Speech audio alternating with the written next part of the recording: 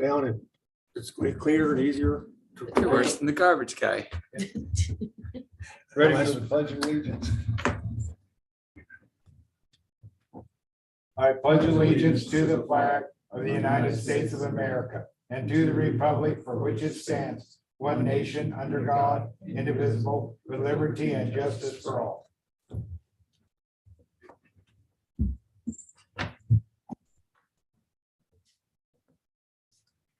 Let the roll call show that Bo Weaver is not present. He's traveling with his family at this time and is not available.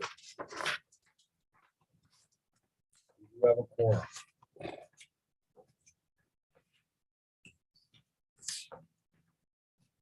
Can I have an approval of the agenda?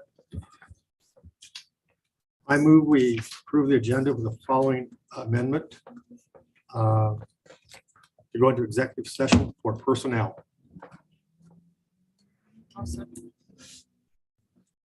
It's been moved by Councilman Vent, second by Councilwoman Markey, that we go on to executive session to discuss personnel.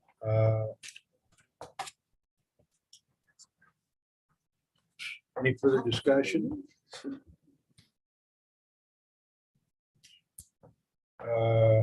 I guess I could suggest number 7, we'll just go in there where it's normally falls. That would be fine.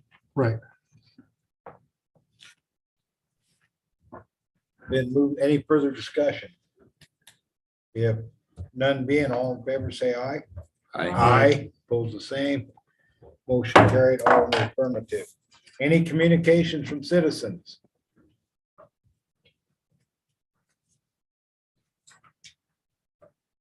Any communication from citizens? None being, could I have a motion to go into executive session? Motion. Can I have been moved by Councilwoman Markey. Can I get a second? We need to tell why. Oh, yeah, executive session For for personnel. personnel. For personnel. We did state it when we made the Yes. motion. So we're going to executive session for personnel. And is that a second, Councilman Second. Zent?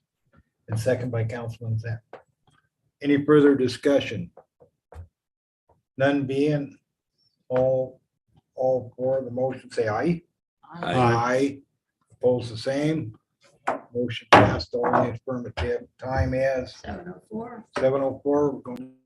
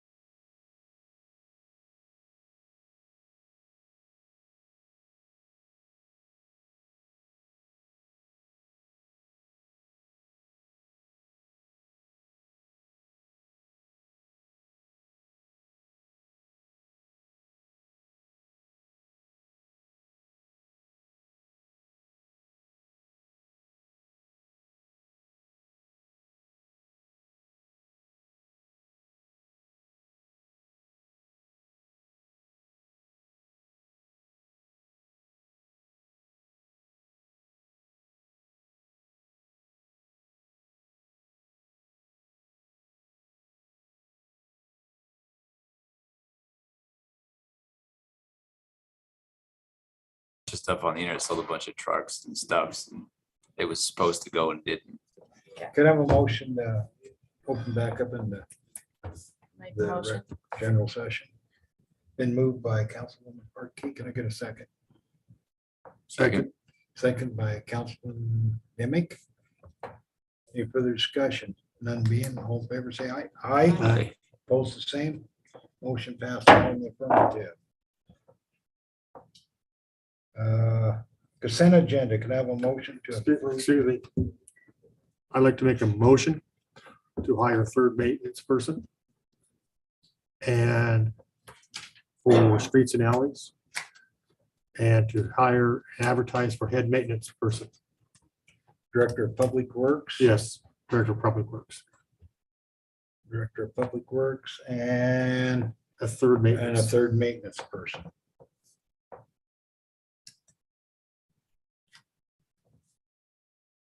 I get a second on that? Second. Been moved by Councilman Zent, second by Councilman Demick, that we advertise two positions. One's for Director of Public Works and the other is for maintenance position with Public Works. Any further discussion? None being, all in favor, say aye. Aye. Aye. Aye. Opposed, the same. Motion passed.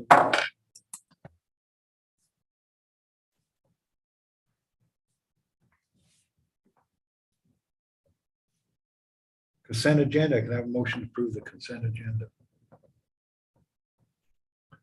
I move we approve the consent agenda. Been moved by Councilman Zent to approve the consent agenda. Can I have a second? I'll second it. Been seconded by Councilwoman Hartke. Any further discussion? None being, all in favor, say aye. Aye. Aye. Opposed, the same. Motion passed. All affirmative. Public hearing, 24-hour liquor malt beverage sale permit, Lucky 5. Chris. So it's be for two different dates. Should be August 6th and September 2nd. Or sorry, correction, 3rd. This is for a malt beverage only permit at the Shoshoni Town Plaza. So one permit or two permits? It's one permit, well, two different permits for two separate days, one for the 6th and then one for the 3rd of September. For malt liquor, it's similar to what they did last year. Shoshoni Awesome Nights event, where they served malt beverages and wine coolers at the park. So we're just voting to approve two permits to the same vendor, two separate occasions. Correct. It's a local vendor that has a liquor license for the state of Wyoming in good standing. And so this extends them to be able to sell liquor outside of the establishment in a beer tent for 24 hours at that specific location.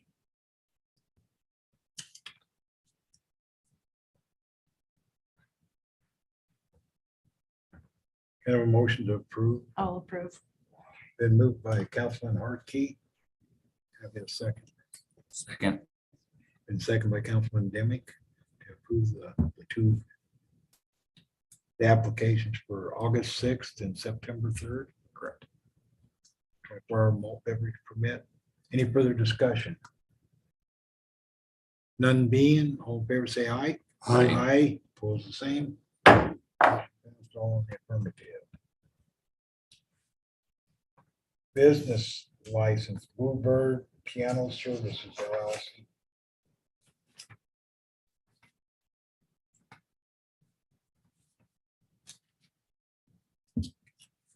Submitted by Coulter Neal for a piano tuning and repair here locally in Shoshoni at 550 West First Street.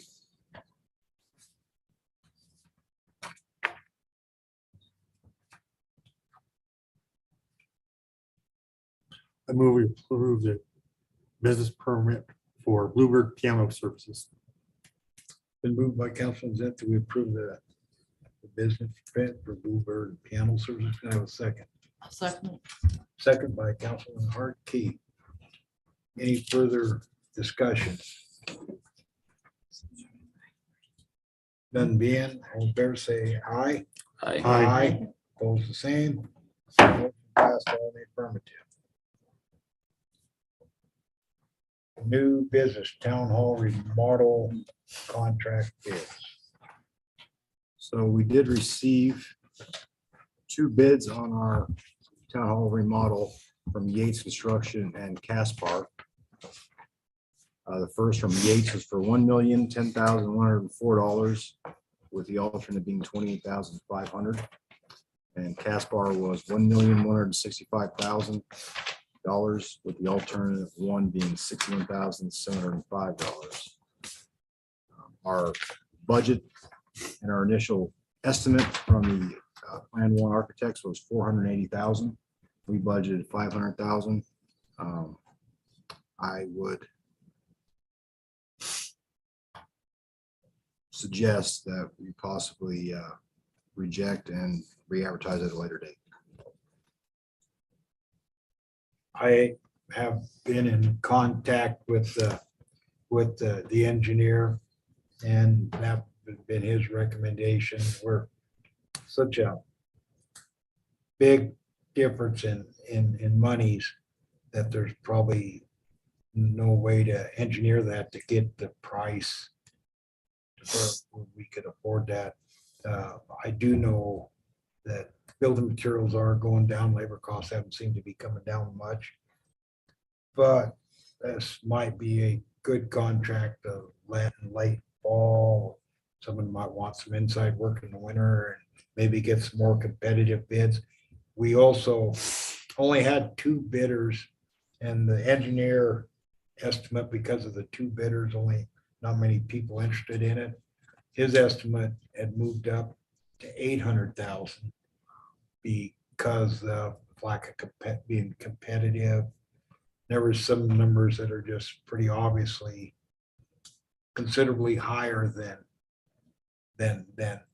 even trying to know things are going to be high.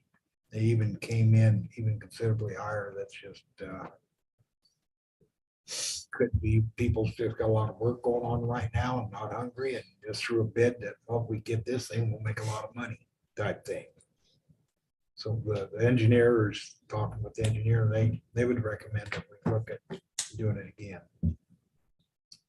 Late fall or something, where we'll look at timing of it, work with the engineer on the timing of when to try to put it out there to see what we might get more competitive. I've talked with at least one contractor that was definitely too busy to didn't put in a bid in on this, that may be interested this winter for just that winter work.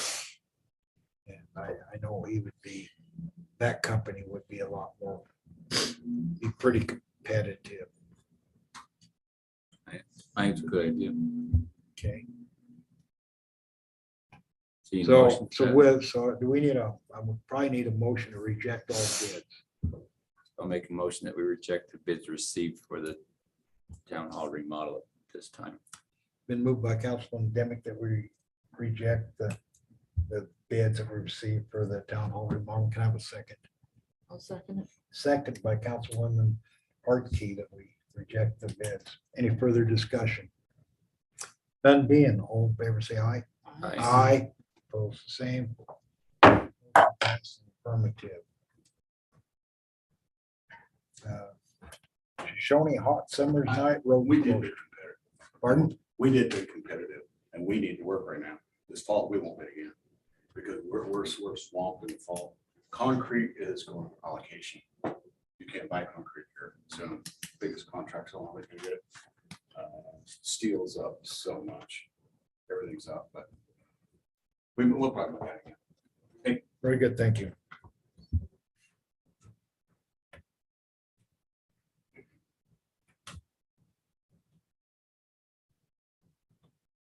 Shoshoni Hot Summer Nights Road closure.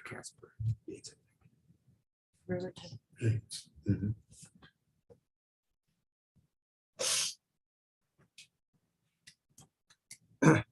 So this is a request I received from Shoshoni House Summer Nights for the closure of one block of Main Street on August 6th and September 3rd. I think we'll just change it to the 3rd. No need to close it off for the 6th. At this particular juncture. Based off of it that evening, I don't think we have anything going on the street directly, other than maybe we're going to close it off so people could potentially dance there, but I think they can utilize the basketball court. I don't foresee that being a problem.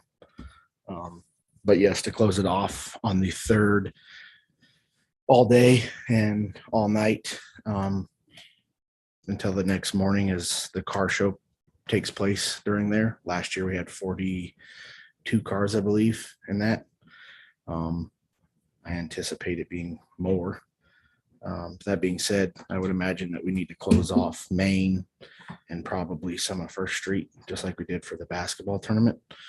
Loop back over, probably from, obviously can't really block that alley since there's a business there, but maybe carrying it over to the other side of Main towards the old park as well.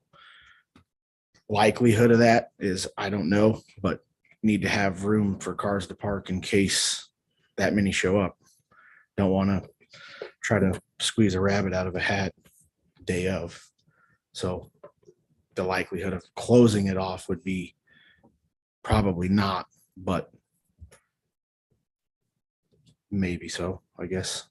I've already talked to some of the landowners there, homeowners there. They're fine with it.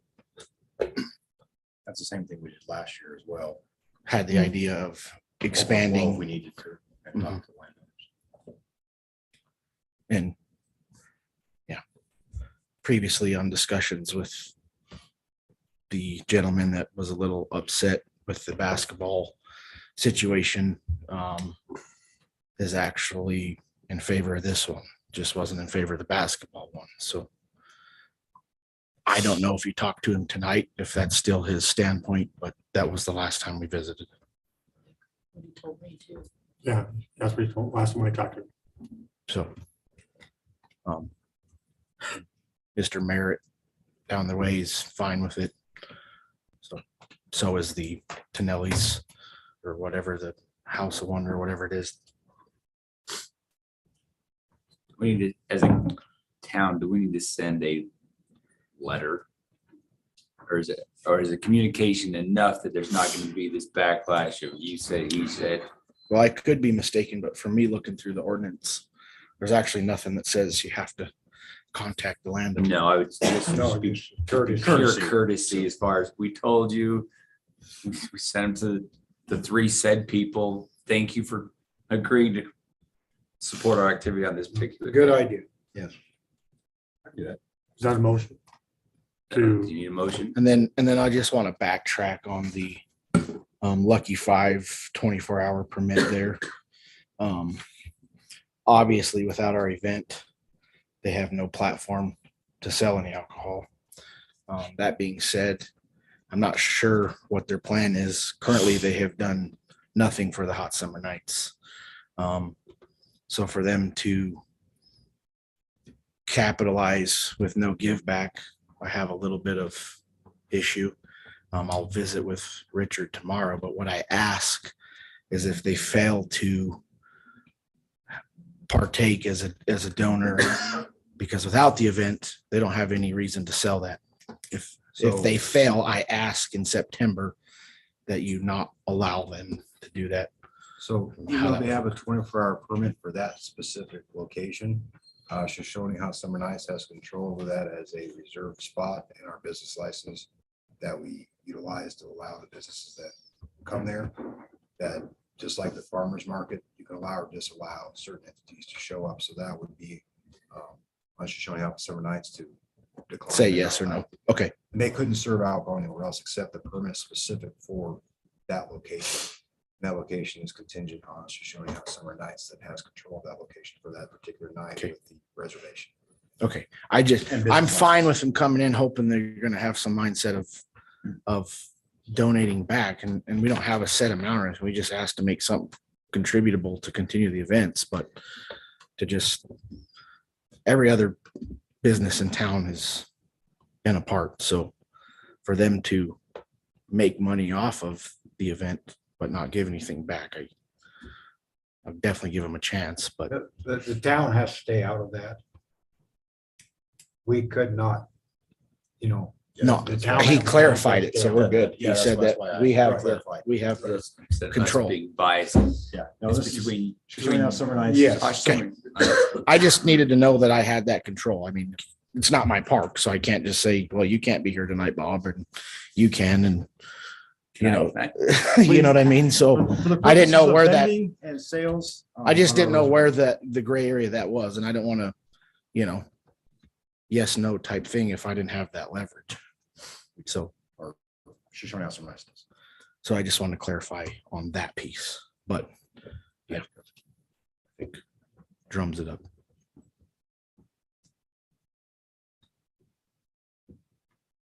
Anything else? Good.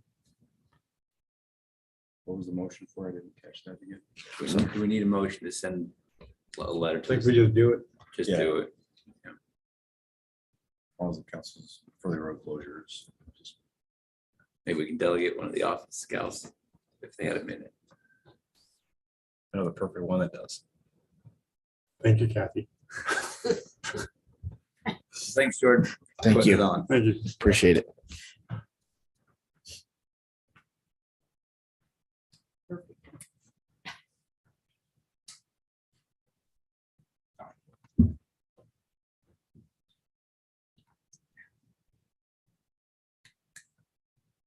So we decided we need a motion on closing road. We already do that. Yeah, we don't need one. And we're just gonna do it.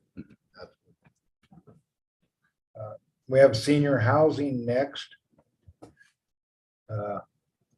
Councilman Zent, you requested that to be on that. Yeah, I've talked to people, both residents of senior housing and non-residents. Biggest thing was the rent increase, $90. After you explain to them, you know, they're being basically subsidized at lower rent. Most of them understood, but I don't think the whole thing needs to be discussed more about how we can solve some of the problems there. One person suggested having they said if some people feel intimidated to come to town hall, all they think is a head wag and say yes, yes, yes, and nothing happens. So maybe if someone in the community would step up and say, hey, I'm gonna be the go-between. You come to me, senior citizens, have this person as the go-between between town hall and senior citizens. That was one suggestion I heard. Did any of them talk about, you've talked to them since I went down and had a meeting with them? I don't know when your meeting was, none of them, so this was About 2 probably, weeks ago. oh, this was 2 weeks ago, then the people I talked, non-residents were the last week, so. Okay, these were residents and we put out a letter to, and delivered it, and Kathy hand delivered it to every resident. For to meet with them, and I met with, I believe, 8 of them, 8, I believe there was 8 of them present, could have been 9, but I think 8. So there was 3 or 4 that weren't present, and we also provided them a copy of our books, of our accounting for senior housing, so they could understand where the money is going to and coming from. It showed we lost approximately $10,000 last year in senior housing. Is that correct? 12,000. 12,000, okay, approximately.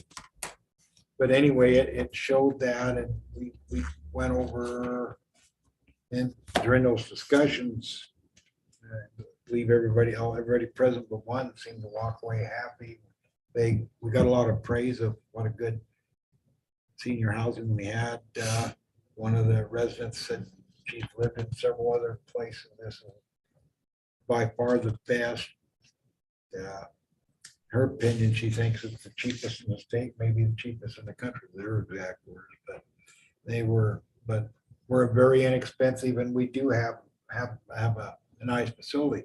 But one thing we discussed that the facility is getting dated. And, you know, we're getting calls at 2, 3 in the morning or whatever. There have water heaters going out, stoves are going bad, air conditioners are being replaced. You know, they need to be updated. We need to spend more money on that. And it needs to be self-sufficient. The rest of the town, this doesn't need to be subsidizing everybody that's living there. And that's what's can be going on.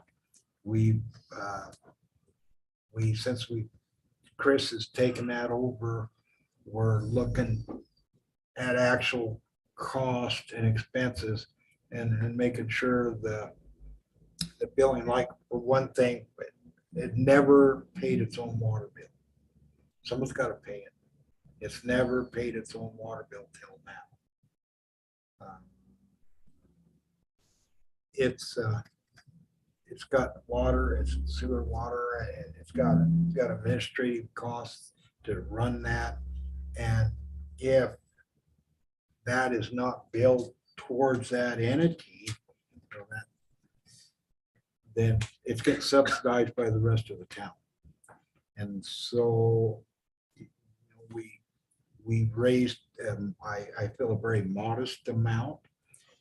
Also trying to keep in mind, we're not trying to price out any of the current residents, because there are some they're living on very small income. Can I touch on that? Please do. Um, Chris has got a lot better idea that night.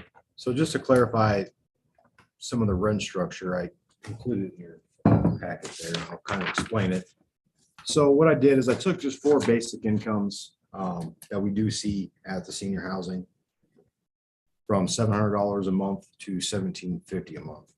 So Section 8 housing is the epitome of low income subsidized housing.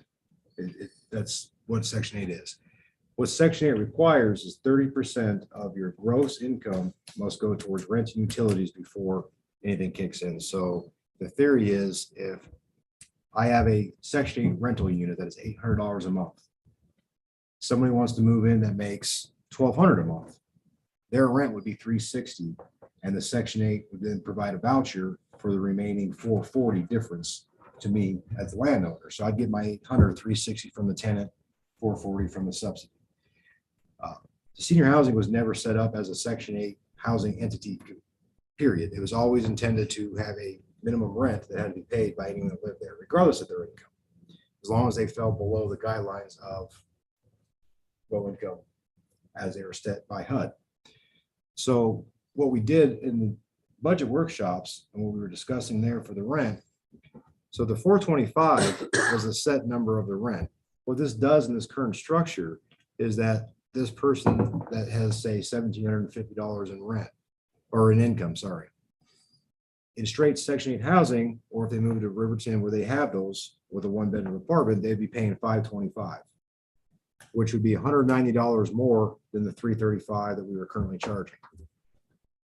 After this budget, the $425 is what their rent would be, which is actually $100 cheaper than they would be paying for Section 8 housing anywhere else. So they're actually saving money because it caps out at $425. It's not a 30% of your income across the board. The rent's $425. So it actually benefits, doesn't harm them. It actually makes them more attainable. Same thing with the $1,500. Their rent would be $25 cheaper here than it would be in Riverton. Then as you go down the income spectrum, $1,200, their rent is $360 here, which is the same thing they'd be paying in Section 8 housing.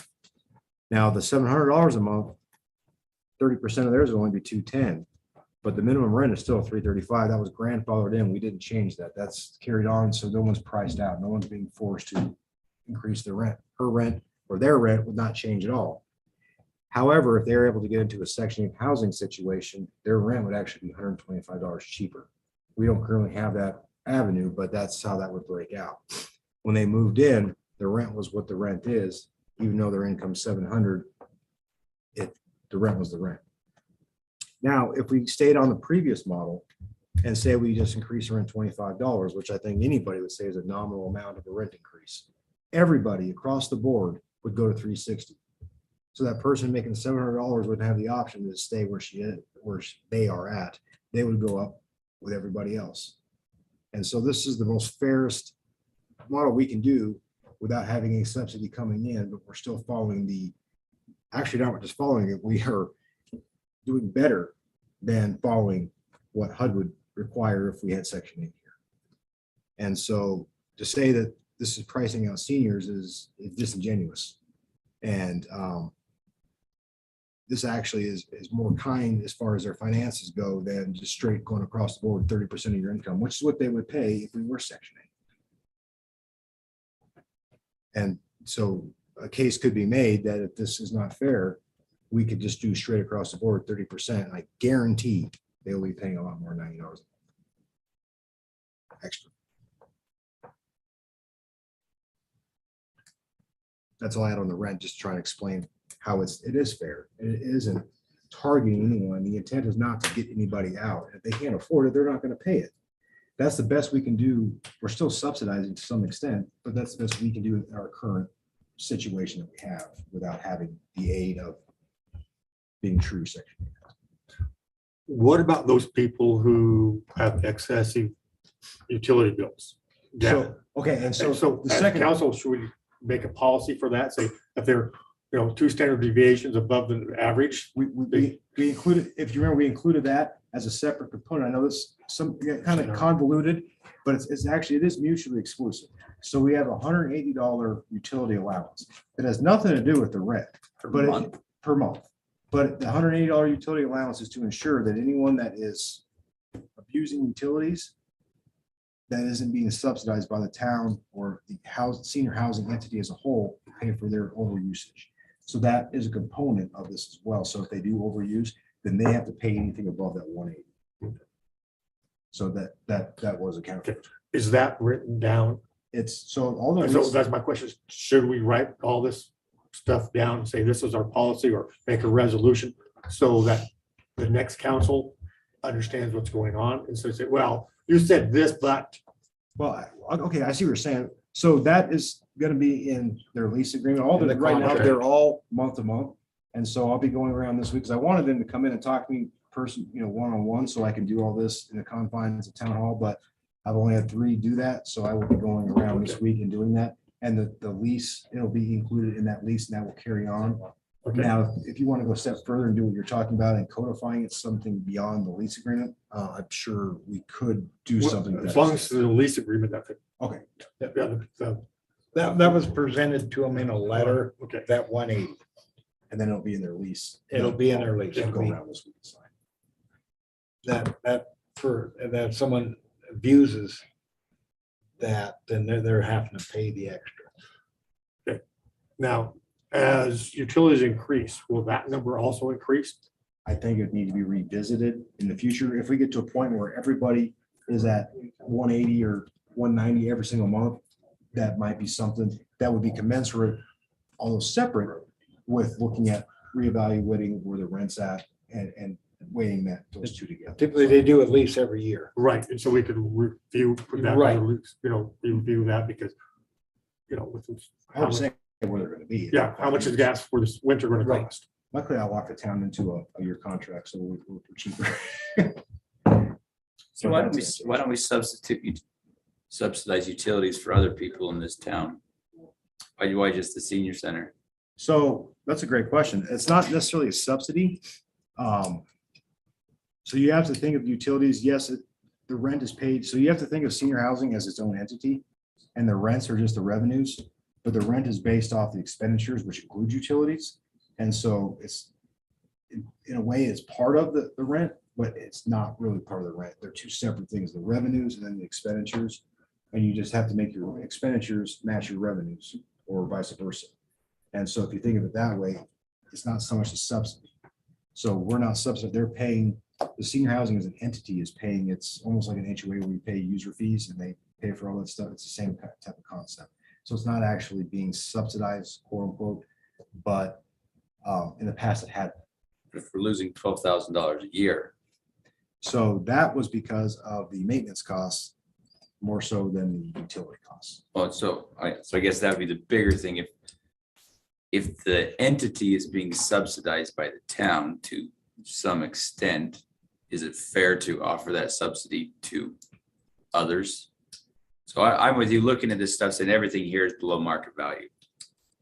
Because now it's the elephant in the room nobody wants to talk about, So- for the 12. Well, okay, so now under HUD, sorry, under WCD at the time, rent had to be all inclusive. We couldn't charge them for separately for utilities. We couldn't do that. So, but rent could be set anywhere up to that $857 a month. We just happened to have it set at $250 21 years ago. And in 21 years, it only went from $250 to $335. Actually, when I took over is $315. So in 21 years, rent was only increased from $250 to $315 in 21 years. And that is why we're in the problem we're in now.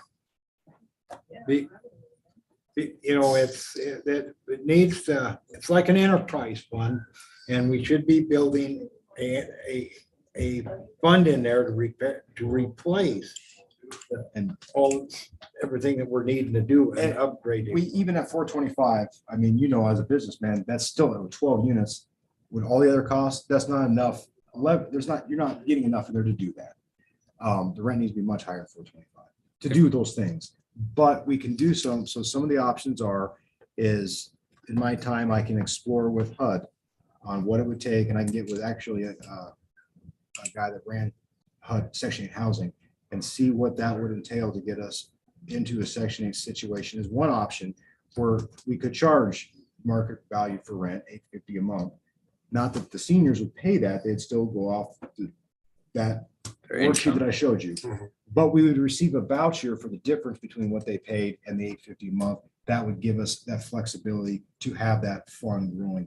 But as you can see from that chart, some of the seniors right now are going to be paying more than 425 under that structure. And that would be required. We wouldn't be able to maintain them at 425. They would have to pay 30%. So that's going to be another increase for some of those seniors if we did the Section 8. But as an entity, it would allow it to be more feasible and more financially solid and a firm footing. The issue with that is the manpower and the requirement, the paperwork that I may be able to start the process, but the actual administration of the process, we would have to hire someone specifically, maybe part-time, maybe wouldn't be a 40-hour benefit position, but we would have to hire somebody 20, 30 hours a week to do all of that, to facilitate that. But that we would have that ability with the higher rents as well to be able to hire that person. And that's one possibility of things that we can do to resolve this long term. If the town was to have another, we'll just say 12-plex, we've talked about that in the expansion, would the rent structure of a brand new building be? $650 a month is what we have to charge. So I think that's interesting to point out that we are looking to the future, knowing that the rents are going to be perhaps double. So what is that? It seems like there's some change that needs to happen, because to bring in another facility, you're not going to have seniors say, well, I'll pay $650. Well, they're all grandfathered in. It just seems like it'd be All the rents would have to go up to that for all the units. so if we're looking down the road saying we're going to be $650 eventually, then this where we're at right now is, I would say, problematic, saying something's got to, so it's however it's got to increase to catch up to market value. So it's not. And 650 number revolves around being able to do a remodel to update the current facilities as well as expansion of the other facilities, and then have a full-time maintenance personnel to manage all that, and a full-time office personnel to manage all that. That's why it's 650. If the town continue doing what we're doing now, obviously it'd be cheaper. Sure. By the town doing what we're doing, we keep it where it's not that.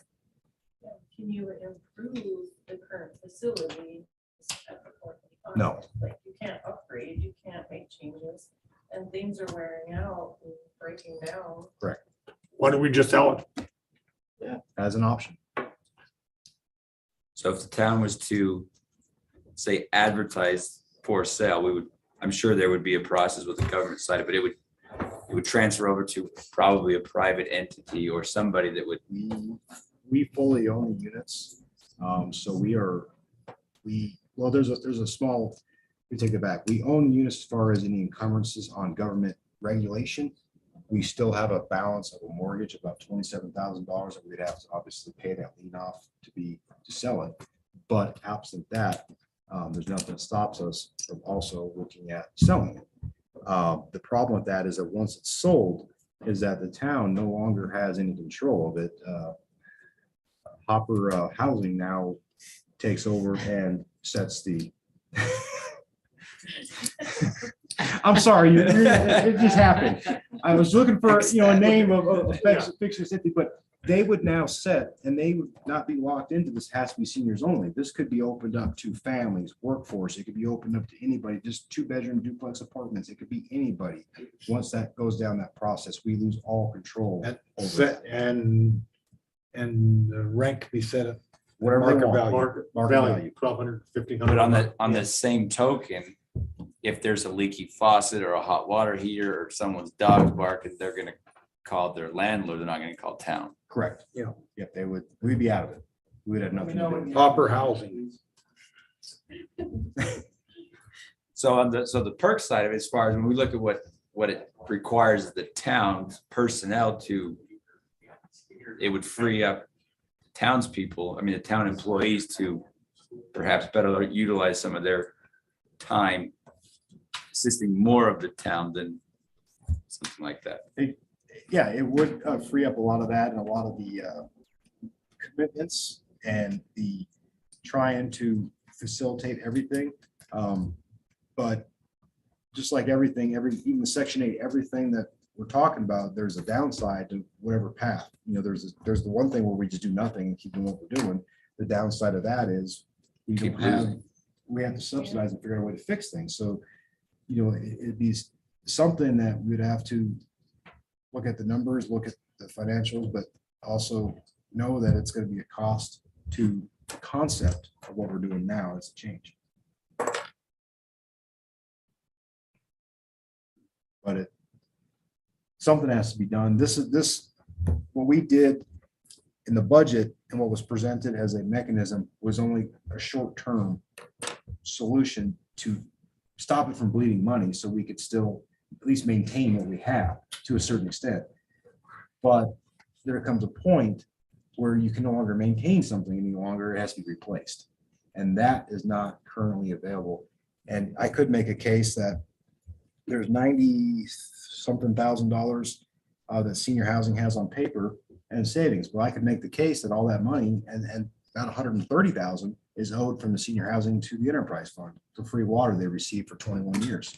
I could make that case too. But that 97,000 is now 80,000 and it's going to continue to dwindle over the years. This rate increase was only meant to stabilize that, so it wasn't further bleeding down. We've been talking with rural development and WCDA on alternatives on how to fix this. We haven't came up with the answers yet, but purchasing that land and getting that ready for development is one of the things. And as Chris touched on, combining and enlarging it and possibly look at a Section 8, but there's a lot of moving parts you got to put in to do that. If the town wanted to go forward with that, then try to keep affordable housing for seniors in Shoshoni would be the plus. But if we sell and wash our hands financially, that brings a fair amount of money to Shoshoni. Would that go towards something like the town hall? It very well. General. And it would go to the general fund to Yes. where. Well, that's interesting. It's just, that would be one of that would be an option. So as it stands right now, are you doing another rent? Are we looking at doing another rent increase in the very near future? So this increase is for this year. as you know, I'll be backing off as clerk, but whatever involvement I have, I'll still, hopefully be involved in that, to help out for that. But the next clerk is gonna have to look at the budget when we get to the next budget season and see where this year ends and look at what adjustments may be necessary. It depends on what the council's goal is. Is it just stabilizing for the near term? So we're not bleeding money, but at the same time, we're maintaining at whatever level we're at. And, or if the council says, no, we need to start making improvements, so that's going to be set by council on what that budget's going to look like for any possible increases. It might just be a $5 increase. It might be 0 if it's just to maintain what the status quo of not bleeding money, but keeping things functioning. Versus if the council decides that they want to go in the direction of improvements, then yeah, it's going to have to be looked at on what increase will allow for those improvements to happen. Because this increase that was done, as you see, it's not uniform. It doesn't affect everybody equally. So it's not a straight across for the not 90 times 12 times 12 income. It's maybe 45 times 12 times 12, just depending on their income. And so that might be something that has to be looked at in the future of another future increase that might exceed $5 or $10. It depends on what the direction of the town council wants to go with the housing, is what I'm trying to say. So it's not a guarantee that that's the increase. I know it's really long-winded, but it can go a multitude of different ways depending on. It's not a simple problem. There's many avenues to look at.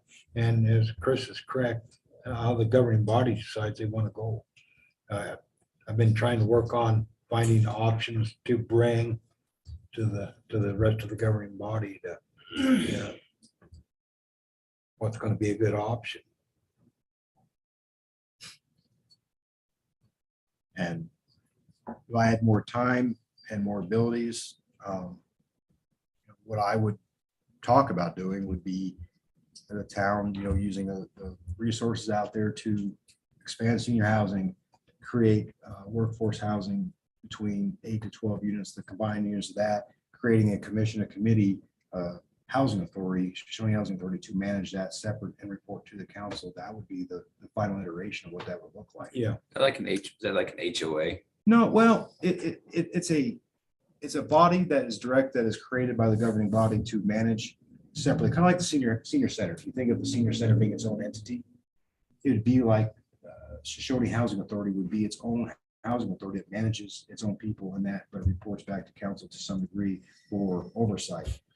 But that would be long range, and I don't have the time to get that done. But that would be a long range thing, planning. But it all depends on the path the council wants to go down and what's feasible. Do we have the personnel to pull that off? I don't have all the answers to that. There's a lot to that planning, but that would be an end game that would work. But that's a 5-year plan. Sure. Not a today. The plan. same end game could be if it continues to be a bleed on the community as a whole, as far as being subsidized, saying if it were to be sold, it would not be a 5-year plan. It would be a instantaneous Sure. plan. And yeah, But the town may be better set with providing, as Chris told, if you combine the workforce housing with the senior housing and have enough units where you can properly manage it, where it's not taxing the employees here at town hall, it may be able to serve the town better, or may not, but it may. That's what we got to look at, the town to provide the workforce housing is an issue statewide. That's a big thing, and we have it here in Shoshoni. But it's Well, what I would encourage you to do is look around the state, some small communities, and look at their housing authorities and maybe reach out for some information, or I could try and get some for you to look at too, and just see how they function, what their size is unit wise, and how that works. And that would be if somebody has a problem, they don't call town hall, they call the housing authority. They deal with it, not town hall. yes. But that would be something as an alternative to look at, again, long range planning, but that would be something to look at. That would not necessitate selling senior housing to do so. So there's a couple different avenues. It's just what's feasible and what can we do and what's the best interest of the town and the citizens as well as the seniors. and trying to weigh those. I don't have the answer for that. That's something you got to do a cost benefit in your head on and come up with stuff. But that's really where it's at, is that it has to be addressed, and what's the best path forward. The seniors in my meeting with them were all in agreement, and we felt that it isn't up to the town to subsidize. But there was misconception on their part that we were getting federal aid. We are not. I explained to them the only federal aid we maybe got was a low interest loan when we built them, but we were not getting, there was a misconception out there amongst some of the residents that we were getting subsidized by the federal government. Or state was giving us money and we're not. So that was part of it. And most of them are pretty smart and could understand that, and that was, like I said, when I left, of course, 5 minutes later, new rumor could get started. It all changed. You know what I mean? But when I left, it was yeah. It was all pretty good, except one resident was not too happy with it. But some of them just praised. We had several just praised the town staff that worked down there, and just the snow removal. And several of them talked about, we've been at other places that they didn't have snow removal. We always had to do it our own. And I mean, just it was a really good meeting. And they, like I said, we gave them the books on what was going on with town, with how they could understand it. So I don't know, and most of them realize they're getting one heck of a deal where they're at. I tried to talk my wife. We could rent 2 of them. That's be less than what I pay in my utilities, my taxes, my insurance on my house. She rent one, or fabric room. I could get one, and I could have a gun room.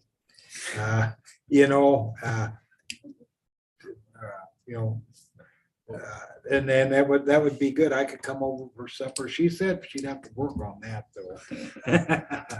But it would be less. That rent is so cheap. That's less than what I'm paying at my house for utilities, taxes, and insurance. What I can do with the time that I'm doing this is I can, at the next clerk's report, I can look into the feasibility of Section 8 and give a report on what that will look like and entail, and just as a discussion point, I can do that. And Chris has talked about Section 8 in the past, but we don't have the personnel for it. Just flat out, it would just be too laborious. It would just, we don't have time. And if we have, even with we get another clerk in there, the clerk ain't gonna have time, because it's a job in itself to do that. What I would look at presenting was the feasibility with a budget worksheet of what it would look like, Right. and hiring its own employee as a separate entity. And if there is possible, I could at least get that preliminary information by the next clerk report, just so you have an idea of, is it even feasible to even explore before any work is really put into it. I can at least have that as one answer to one of the things that was brought up today as far as the solution. As far as selling it goes, I don't know what the market value is. I don't think I could have that presented, but use your imagination. No, I think the good kind of, so the rumor doesn't run out. The town is now selling the senior Yeah, housing. So the rumors. but it's a avoid- possibility that it but could be done. It's an avenue that says there's a problem. So we have our scope of. There's just, Doing nothing to selling it. Yeah, and anything in between. Yes. and it might be that the seniors themselves come with some ideas to council and say, hey, these are some things that we recognize because we live here all the time. And I think one of the things that's come about, when I've talked to them and heard, I know that the mayor and as well as Buddy, is there's 1 or 2 seniors there that would be willing to do some of the knick-knack maintenance type stuff that can be facilitated, and having their own senior, maybe that would lower some of the animosity aspects of things a little bit, because it's one of their own doing everything, and then they can go knock on the door, hey, I need some grease on my window seal, whatever it is. And we do have a budget that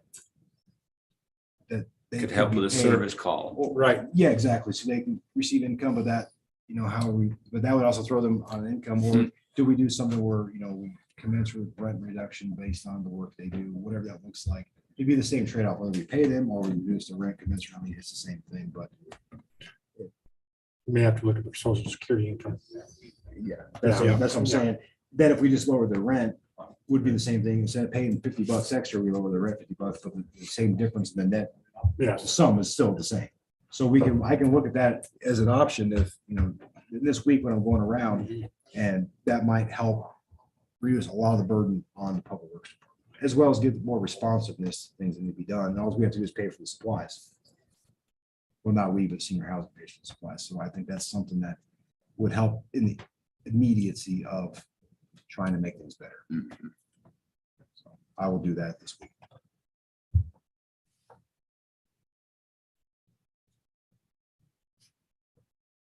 Good discussion. Any more?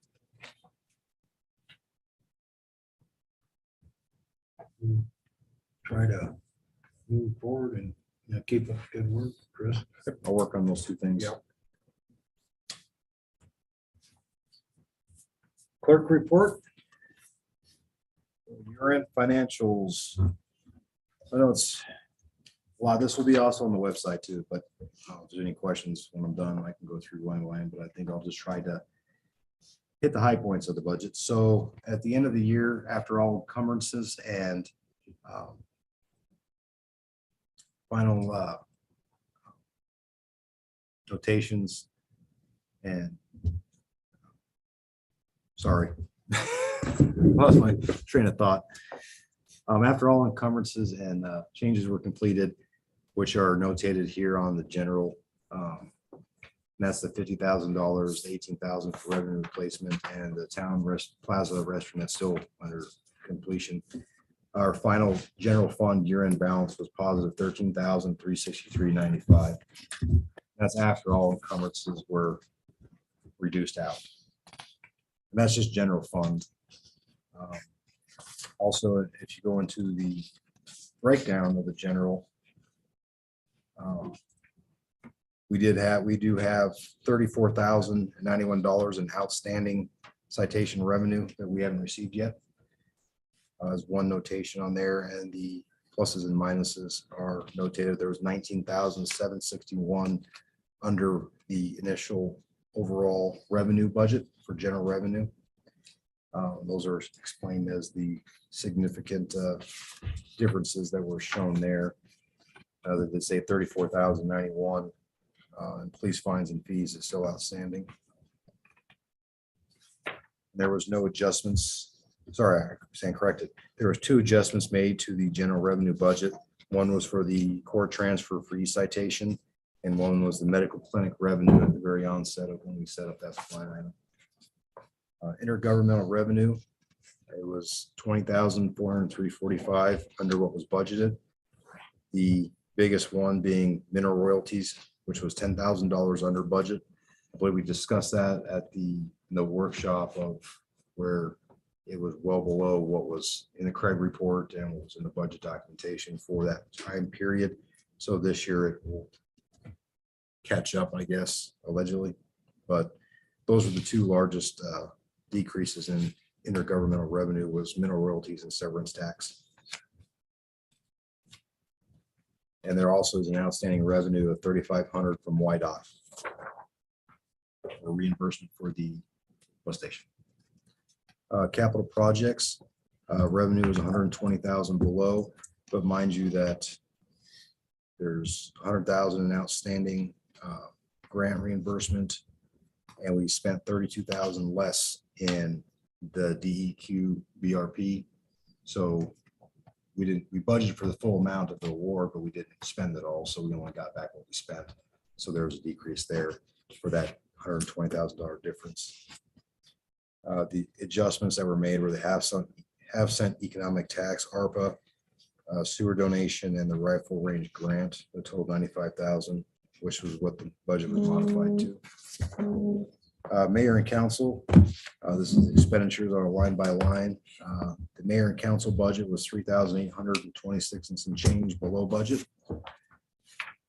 and there was no adjustments made. Municipal court was $5,228.97 under budget. There was one adjustment for $20,775 for the citations. It's transferred in. General administration was $12,965 under budget. No adjustments were made. Capital projects was $102,914 under budget. That goes back to the capital project revenues where that comes in. That's where you get the $20,000 difference. The biggest adjustments were, again, the sewer donation from the mushroom farm, the economic projects that was added from the half-cent tax, the ARPA projects that we got more than we had originally budgeted for, as well as increase the capital projects general fund, which was done throughout the year twice, I believe. Rifle range grant we did receive for $3,700. And then we also had to increase the air transportation, ground transportation line items that were not originally included with the half-cent economic tax. Airport, $500, nothing was spent, no adjustments. Library, $4,498 under budget.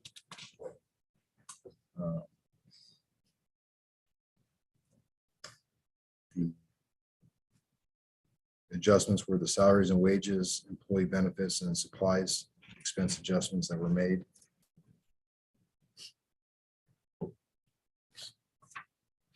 Law enforcement was $10,180 under budget. No adjustments were made. Most of the, as in all the expense accounts, most of the savings were from personnel not being replaced and savings on salaries. Fire department was $851 under budget. No adjustments made.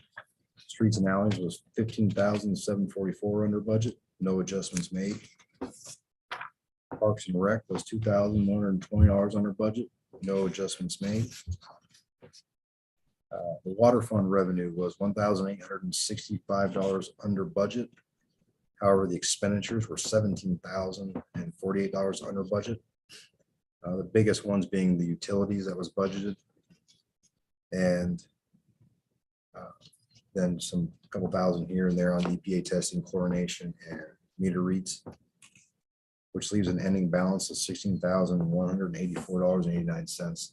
So this year, finally, the Water Enterprise Fund made a profit.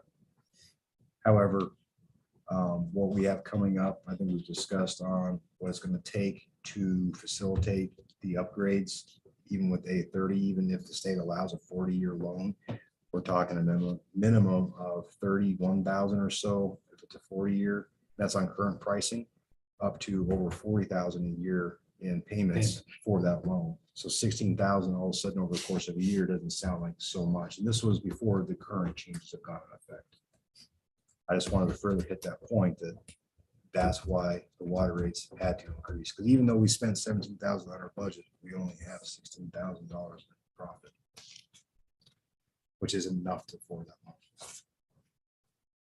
Wastewater, their budget was $6,492 under budget. Expenditures were $10,773 under budget, which leaves an ending balance of $4,355 in the positive. So the wastewater also made a small but profit. I also want to notate that in both of these line items, last year was the first year that a depreciation line item had been added to the budgets. So these include $10,000 in addition to the $16,000 profit. That does not include the $10,000 depreciation fund. So that will also be transferred. So a total of $26,000 in the water will be transferred to one of the two savings accounts, as well as in the wastewater, there's a $5,000 depreciation that's on top of the $4,355 that was positive. So that goes into this operating fund versus the depreciation. Senior housing, the rent was $1,675 under budget. Expenditures were $11,180 over budget, leaving an ending year balance of negative $12,033.16. And that will be transferred from the HUD savings into the general fund to repay that difference. And as it is a revenue fund, generating fund, that's how it's able to run a negative, but at some point it runs out of money. Senior Center, again, that was a interest only at revenue except for the roof replacement that was added. So they did have a $2,094 revenue deficit from what was projected. And they did spend $1,082 over budget, which leaves a difference of $1,082. Ending your balance of negative $1,011.92, which was written from the Senior Center and paid back to the town of Shoshone. Okay, so any questions? Clarifications on these? I try to be fast and brief, so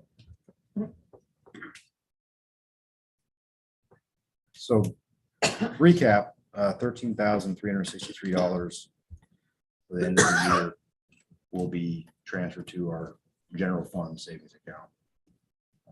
10,000 will be transferred to the depreciation fund, and 16,000 and some change will be transferred to the water operating fund. 5,000 will be transferred to the wastewater depreciation fund, and $4,305 will be transferred to the sewer operating fund. And then the $12,033 from senior housing will be transferred from the senior housing into the general savings account. Minus the outstanding reimbursements. That includes all encumbrances and adjustments that have been made at the end of the year. So, made money.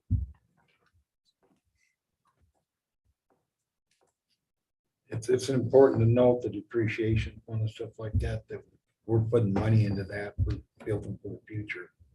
And we're looking at, you talked about they come down and look at the level one, was it over $2.6 million they identified that work that no new wells or anything, but get things up where they It should was be. 2.6, now it's about 3.5. Right, yeah.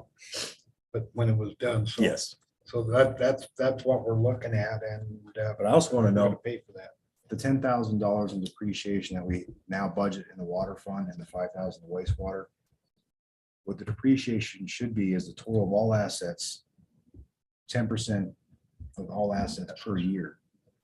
So we have more than $100,000 in assets, so 10,000 is probably low to budget for Yes. depreciation, but it's all we can do right now, but it's better than zero. It should probably be closer to 30,000 a year depreciation once we get to that point, but I think let's put the cart before the horse, and we need to have enough money to get things fixed, and then we'll worry about depreciation as we go forward. But at least we have it budgeted for some amount, so we're starting to at least save something.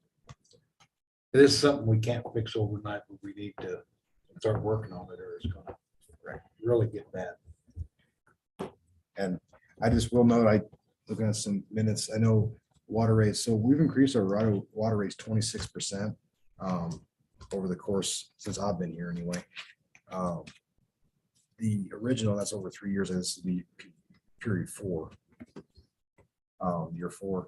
But the original thought was a 4% increase each year for 10 years, which would be, I know he's better at math than I am, but that'd be 40%.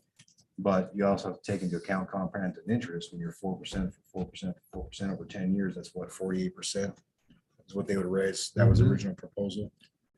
We've increased it 26%. So we're not even, we're just barely halfway to what was originally put into place in 2019. I got the math here.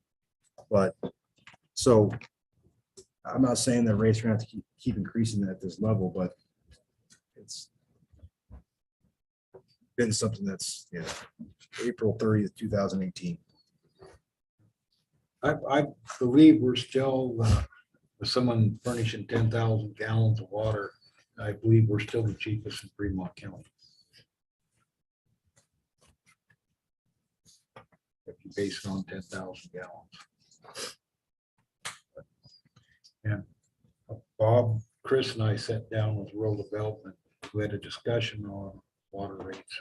And so they were pretty, they don't feel the communities trying to help themselves, why should they subsidize the citizens of Shoshone? That's what they told us.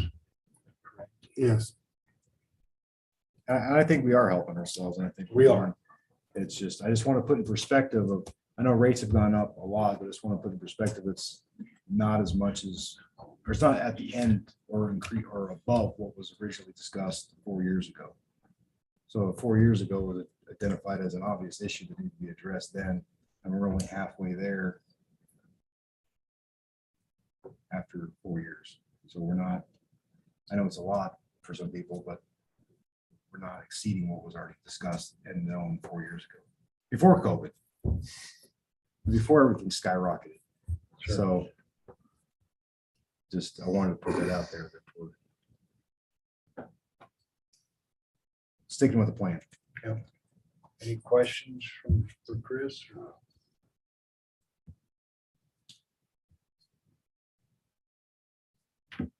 Mike, would you like, let's move on to roundtable. Oh, well, Public Works. Okay, excuse me, buddy. We was talking so much about water, I thought we were in Public Works. You could have skipped across me because I really don't have a report anyway. So, I mean, I spent a little bit more time typing another thing up and didn't get a report made out. Off the top of my head, like I said, we had went to a mini conference over in Toronto, really good conference, and I discussed with you guys, the EPA, DEQ, always changing things, and of course, it's just hitting on water bills, I mean, all the testing that's coming down the tubes too.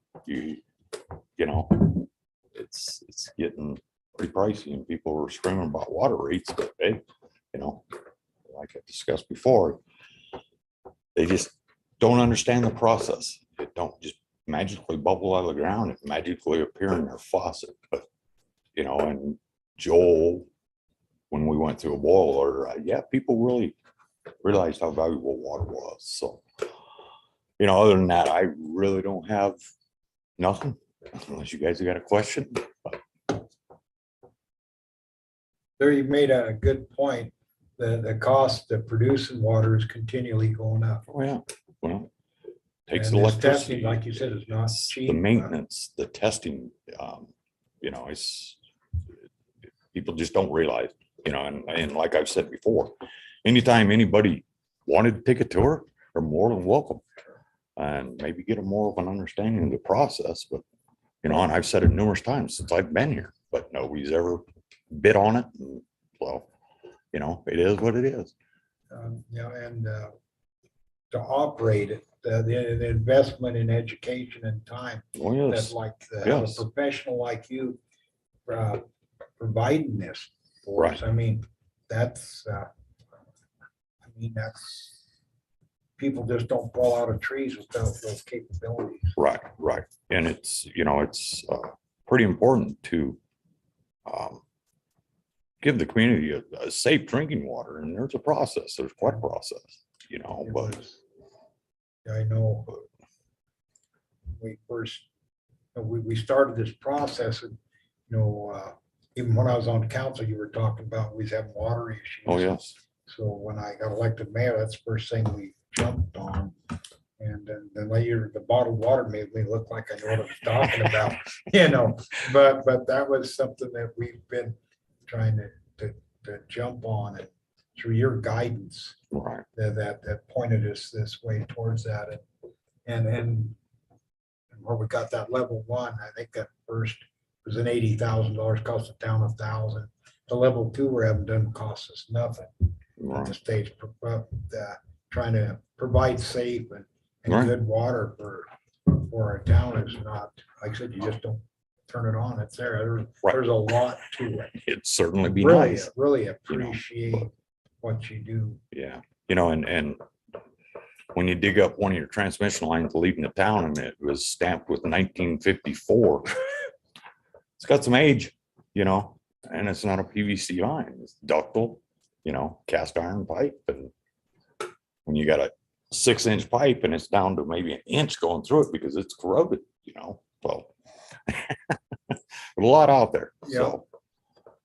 The community don't know, but they sure want to get on the bandwagon and, Right. but hey, it is what it is, have water or no water, Myself, I'd rather have water. So, but I have an understanding of what's going on too. That's why I said people would have more of an understanding of the Yeah. process, but they don't. So anyway, that's all I got. Thank you. Yep. Thank you. Thank you.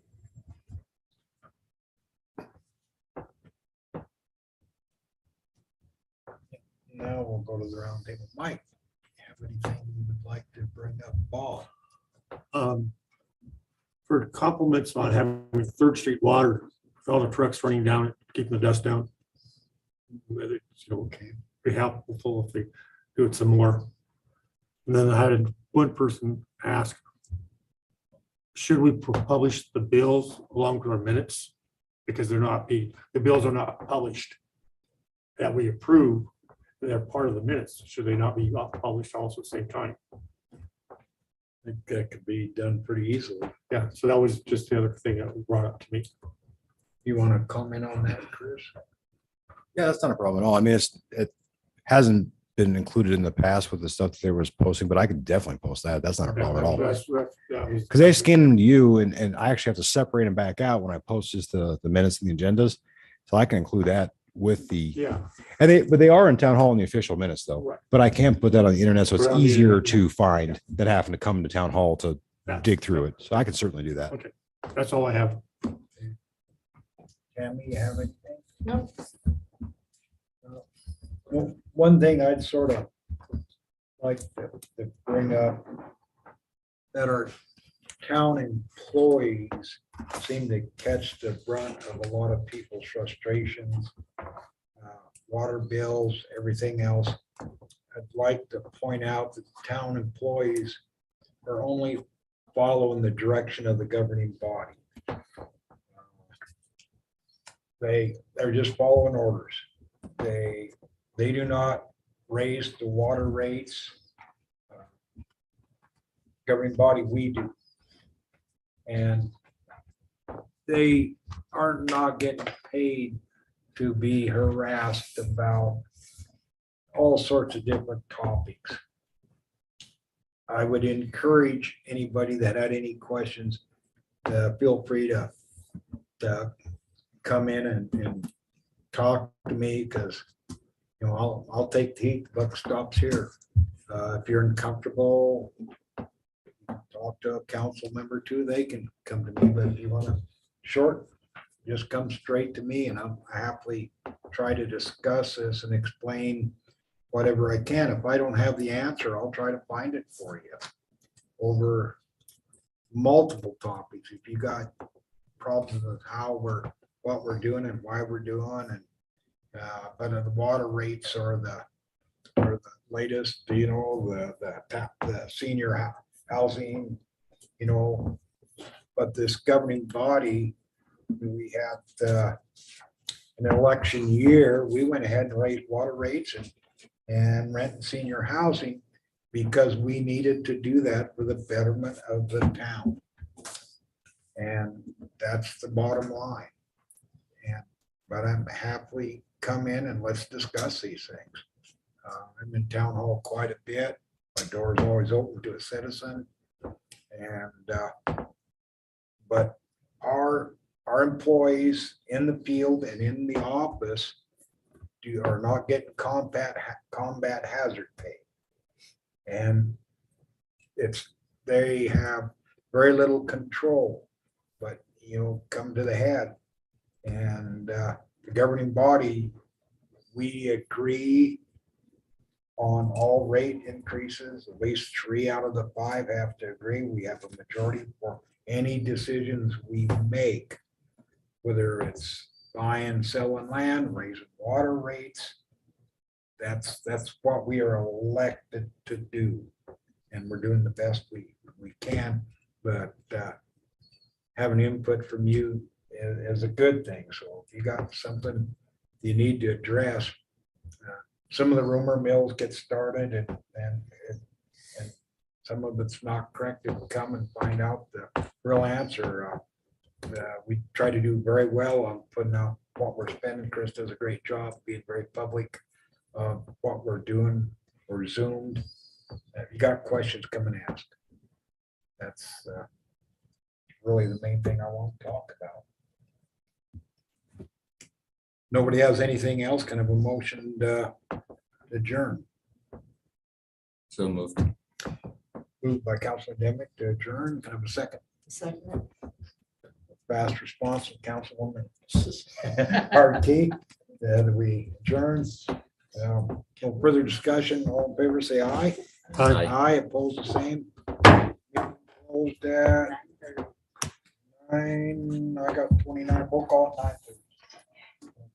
Let's try to beat 9:30. Move slow. Thank you for everybody that's here.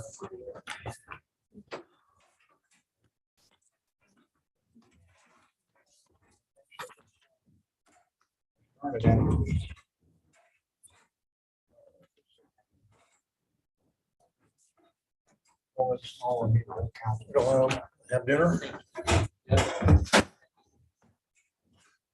Had dinner either. Well, my wife was supposed to make me dinner, but she can't.